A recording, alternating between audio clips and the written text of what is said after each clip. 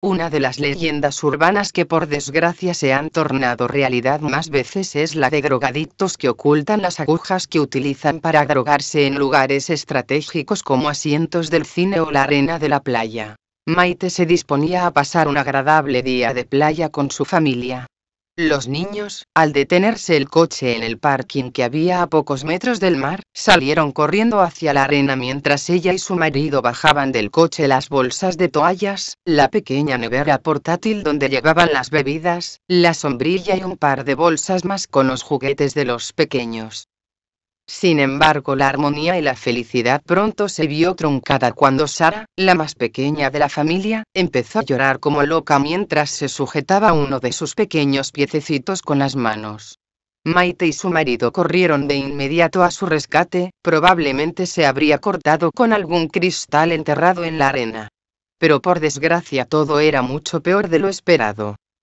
La pequeña Sara parecía tener algo clavado, un pequeño trozo de metal que Maite inmediatamente reconoció como una aguja, extrajo el fragmento que parecía haberse roto y buscó rápidamente entre la arena el otro trozo para evitar que alguien más se lo pudiese clavar. Su corazón dio un vuelco cuando tras remover un poco bajo sus pies encontró una jeringuilla con restos de sangre fresca que alguien había enterrado con la aguja apuntando hacia arriba. Estaba claro que algún desalmado la había situado de esa forma, como si se tratara de una trampa para animales, para que algún despistado la pisara. Maite y su marido de inmediato decidieron llevar a la niña al hospital cercano para que le realizaran unas pruebas y comprobaran si la sangre que había en la jeringuilla estaba contaminada con algún tipo de droga. El médico de guardia trató de tranquilizar a los padres, explicándoles que era muy improbable que al pisar una jeringuilla la droga se pudiese haber inoculado en su torrente sanguíneo. Aún así, para que estuvieran más tranquilos, realizarían una prueba de sangre tanto a la niña como con la muestra que había en la jeringuilla. Dentro de un par de días tendrían los resultados.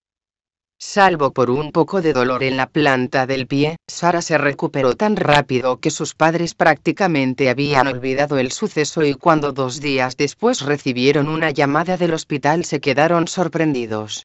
El médico les citó en su consulta, nos les dio más información al respecto por lo que quedaron muy preocupados.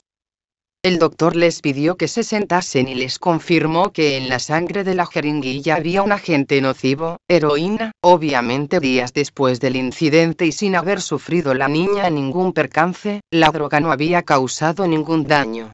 Pero lo más alarmante es que la sangre estaba infectada con SIDA y la muestra que el matrimonio llevó era bastante fresca por lo que era posible que se hubiera producido un contagio. Pidió serenidad al matrimonio que había estallado en llanto y les dijo que las posibilidades de que Sara hubiese sido infectada eran muy bajas. Aún así, por prevención debería realizarse un análisis de sangre pasados unos meses, para ver si tenía los anticuerpos en su sangre.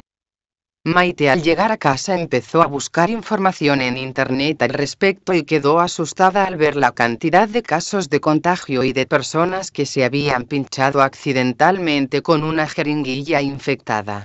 Al parecer algunos drogadictos con el virus del SIDA dejaban las agujas en lugares estratégicos como las sillas del cine, buzones, máquinas de refrescos, en parques infantiles o como era el caso de su hija enterradas en la arena de la playa.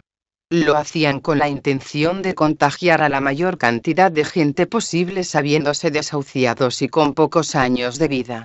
Incluso se habían dado casos en los que aprovechando la aglomeración de un concierto o una fiesta pinchaban aleatoriamente a la gente mientras estaba distraída, ellos simplemente sentían una punzada y hasta meses o años después, cuando se hacían un análisis de sangre o enfermaban, no sabían que eran seropositivos.